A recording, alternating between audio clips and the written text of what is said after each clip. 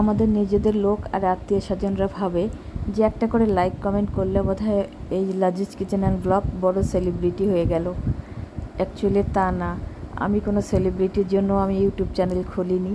আর এমন না যে ইউটিউব না করলে আমার ইনকাম হবে না বা পেট চলবে না। অ্যাকচুয়ালি আমার শখের জন্য আমি এসেছি ইউটিউব করতে। খুব একটা শখ আর একটা টাইম পাসও হয়, যদিও এখন আর বেশি একটা টাইম পাই না, তবুও মাঝে মাঝে একটা করে ভিডিও ছাড়ি। বেশিরভাগই হচ্ছে মাছের আইটেম। তো এখানে শাটি মাছ, অনেকে টাকি মাছও বলে, এটাকে ভেজে ভর্তা করা হবে।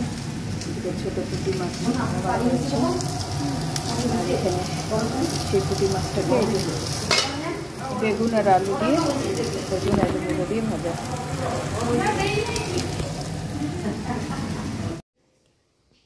কি সুন্দর হয়েছে না এক সাইডে।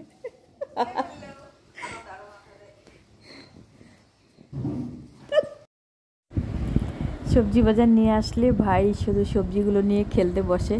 তো মনি এবার ওকে সবজিওয়ালা সাজিয়ে দিচ্ছে। দেখুন গামছাটা মাথায় দিয়ে দিল। তো এত সুন্দরভাবে ছিল এতক্ষণ, আর কোনো সময় নিজে নিজেই মাথায় গামছাটা বাঁধছে। এবারও নিজে থেকেই খুলবে গামছাটা, আর মাথায় দিয়ে রাখতে চাচ্ছে না। আর এদিকে এই সবজিগুলো নিয়ে অনেকক্ষণ খেললো, প্রায় আধা ঘন্টারও বেশি। টমেটো ওর খুবই পছন্দ।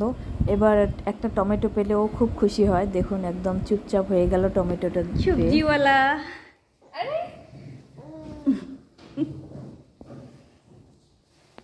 সবজিওয়ালা তো গামছা খুলে ফেললো, আরো দারুণ মাথা দেয়।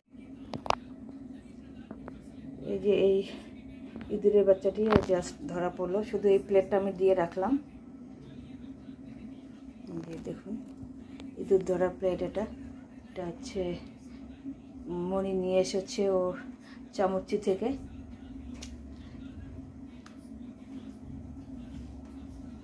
ধরতেও মায়া লাগে, এত সুন্দর করে তাকায়, কিন্তু উপায় নেই, খুব ডিস্টার্ব করে এগুলো।